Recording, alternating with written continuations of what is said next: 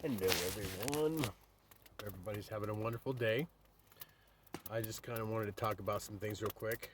Um, I gotta quit saying I'm working on that.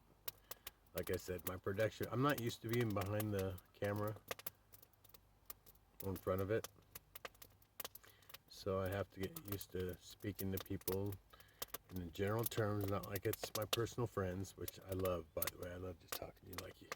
I love you and you love me, which is kind of cool. But my right now, my back is really bad. It's really messing with me, and I hurt myself bucking hay at a feed store, and the owners were amazing, and the guy I worked for, Lee, was awesome. And this was like 3 years, and it was a country store. It was like a country little feed store, and everybody in the county would come in for hay and grain and stuff. So you got to know people. It was awesome. But I hurt my back. I mean, I broke it. But once you hurt your back, I gotta tell you that involves everything. It's your central spine, so it affects everything. Well, what happened was what doctors do. They throw a bunch of pills at you.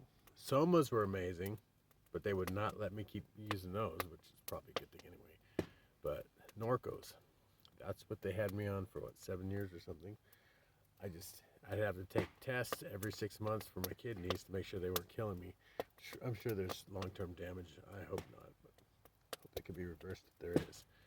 But for years I was taking these medication, and finally I just got tired of it. The last time I had to take a test for my kidneys, they made me piss in a cup for the first time, and I was like, "Why are you doing this?" And they're like, "It's like I've never had to do this before, right?" Like, "Oh, I just want to make sure you're actually taking the medication." I'm like, so now I'm a criminal. It's like, oh my god, they're just monitoring everything. So I'm like, okay, I want nothing to do with this crap, right?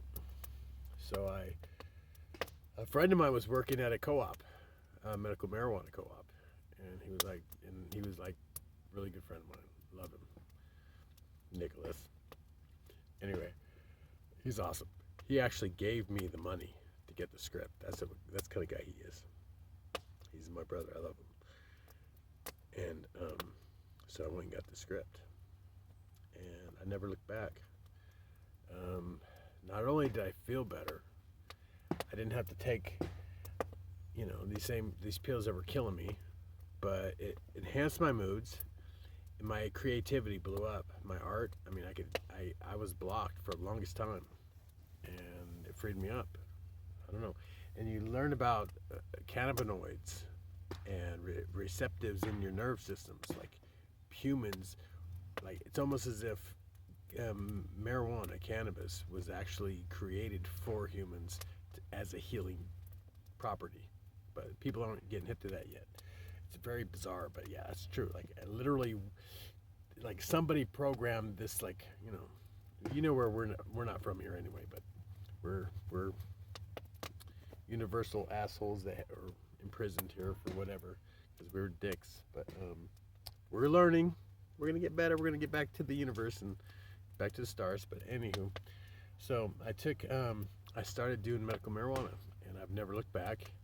And it restricts my travel. I mean, one of my rules when I wake up in the morning, I have to drive. I don't medicate. I just deal with the pain. Right? You have to. I don't drink and drive either. But there are states that it's still illegal in some states. Like I can't go back east. I love to go to the Smoky Mountains. I'm Cherokee. I want to go home. I can't.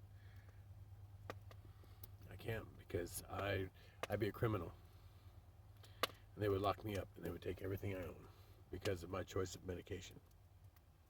Anyway, so I'm gonna tell you a story. This is an amazing story. First time I trimmed marijuana, cannabis, whatever. My brother Bubba, we grew up together, like the Three Musketeers, him and Thomas and me. And he bought some land around Rancho Seco, the nuclear power plant, right there. So he's a hustler, man. He just, I don't know, we got to deal on that stuff. But anyway, so he had these two greenhouses hooked up, and he was very fortunate. He had a hustler for business buddy, super cool guy, but he was Jordanian, and his father had a coffee shop. They drank this Turkish coffee that was like light brown, but it was really thick and spicy. But he was a really cool guy too, and he's a fun story. With his, he had a honeypot. This chick had to have been North Korean or Chinese. I mean, literally a spy. Because what they do is they'll send kids out, just spies, just to go and just get just information, gather gossip. This chick was always asking questions. She was super hot, very smart, always asking questions. And she was hanging out with homeboy, with the Jordanian dude. So yeah, he was blinded by the booty. But I was like, all I could think of was, man, she's a spy, dude. That chick was just asking way too many questions. I mean, she's get personal with me. She started asking me all kinds of, like, ooh, you're an interesting kid too. But anyway, and I worked with Che Rivera's nephew. His name is Sal. Talk about a cool guy. His name is Sal. He would just look. Grew a beard. He looked cool as hell, man. He was a very cool dude. Family man, just farming in the Central Valley. And he just came. He was buddies with Bubba. You know, they're hanging out and growing weed. And yeah, he goes, yeah, that was my uncle. I was like, super cool, man. You don't just talk shit about like that. You know, that's not something you say if it's not true. But he was a very cool guy. So yeah, the people you meet, right? Well, my brother Thomas showed up for one weekend to trim, and he's my brother. He's my evil twin, though. He's the dark half of me. But anyway, so he shows up for the weekend to trim, right? Help out. And his dad showed up, George. And this guy, man, talk about old school biker. Yeah, Hell's Angel. I mean, yeah, big dude too. He used to beat the shit out of Thomas when we were kids. I mean, I seen him knock him across the room, punch him. I was like, whoa, gotta go. He's like, you need to go now. I'm like, yes, I do. Get the fuck out. So I got my ass whipped, but I never got shit kicked out of me. Not by my dad. The guy I stole the car from when I was 17, he beat the shit out of me when I was 16. I mean, beat the shit out of me. This guy was 6'4". He was a prison guard. Oh, yeah. He was a piece of shit. I stole his car. Anyway. So I'm trimming with anyway, so Bubba had this beautiful grow. He had 2 greenhouses, and there were like 4 rows of just amazing trees. And the reason why it went so well, he actually got a hold of this guy who lives in Guatemala, and he was one of the main growers for the cartels. He would go around. The guy was a genius, and Bubba had no fucking clue who he was working with. I talked to the guy. I was staying in the trailer with this guy and 2 other migrant workers, and they were super cool. And this dude was like, he was funny, man. At night he would listen to this loud, Tex-Mex music and stuff, and just go nuts, just get drunk. And I'd have to be in my little part of the trailer, just like try to listen to music in my headphones. He's rocket. Anyway, he's a very interesting cat. But yeah, Bubba, he thought Bubba was a piece of shit. Bubba just was Bubba. He was just running his show and top dog, and he wasn't respecting the process, I don't think, because this guy's like, he didn't go back to him. The next time I heard about Bubba growing, he had mites and all this other shit. They were like dunking the weed in hydrogen peroxide solution to kill the mites. Yeah, he fucked up by not treating this dude right. Sorry, didn't mean to. But anyway, so I'm gonna be a little bit of an angle. It's gonna be an interesting video, but yeah, I love talking about this stuff. But yeah, so my choice of pain relief is a little bit controversial. And one thing I was gonna talk about my brother Thomas is we were sitting there trimming with all these strangers, and he just started going off on me, just talking about shit when we were kids, and just put me in a really bad light. I'm not gonna go into what he was saying, but it was just really, it was like just dogging me right in front of everybody. It was like, I mean, the shit he was saying was really bad. I was like, what the fuck is wrong with you, dude? And I was just, so later on I talked to Bubba about it, right? And I was like, Bubba, I was like, pissed me off. I was like, what the fuck is wrong with Thomas, man? He was being a total asshole for a total strange. I mean, it got weird. He changed the vibe. Everybody was just all quiet and nobody's laughing. It's just like, fucking dick. Anyway, so Bubba was like, he was jealous of you. I was like, what the fuck are you talking about?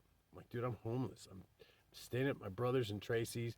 I'm trying to paint. I'm just like trying not to be heartbroken. I was like, what the fuck are you jealous about, right? I don't know. He was unhappy with his life and he saw me being free. Well, I was paying a serious price for that freedom.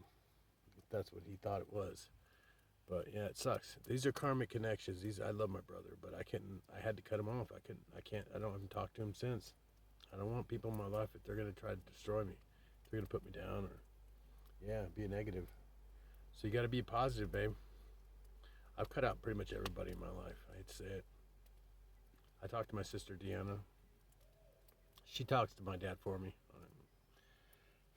It's a long story, but yeah, you got to cut people out of your. If they're not loving you, if they're not respecting you, if they're not, you know, just they're not a gift to your life, then get rid of it. They don't see you as the gift. I'm a gift. I'm blessed. But no, if they don't see that blessing and don't appreciate that blessing, then fucking kick rocks, babe. Anyway. So yeah, interesting thing, medical marijuana, it's catching on, babe. CBD. Hemp is legal nationally, so you can grow it anywhere.